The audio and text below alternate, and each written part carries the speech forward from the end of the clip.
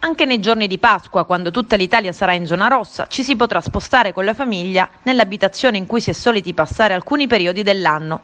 Fino al 6 aprile dunque gli italiani avranno via libera sia nelle zone rosse che in quelle arancioni. È infatti consentito il rientro presso le seconde case, ubicate dentro e fuori regione. In Sicilia chi vuole potrà recarsi nella sua seconda casa. Resta la regola del tampone. Chi arriva sull'isola deve esibire o il risultato negativo di un test effettuato 48 ore prima dell'arrivo. I tamponi rapidi verranno comunque sempre effettuati negli aeroporti siciliani a chi rientra nell'isola. Altrimenti, spiegano dalla regione, per chi non si vuole sottoporre a tampone o test rapido, c'è sempre la possibilità di sbarcare ma restare in quarantena.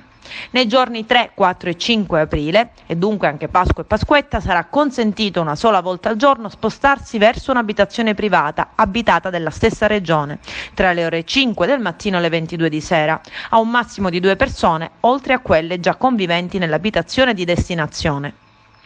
Nelle zone arancioni è invece sempre consentito spostarsi verso un'abitazione privata abitata dello stesso comune, rispettando il coprifuoco e la regola delle 2 persone. Inoltre ci si potrà spostare tra le 5 e le 22 entro i 30 km dal confine del proprio comune, quindi eventualmente anche in un'altra regione o provincia autonoma, anche per le visite a amici o parenti, con il divieto però di raggiungere i capoluoghi di provincia.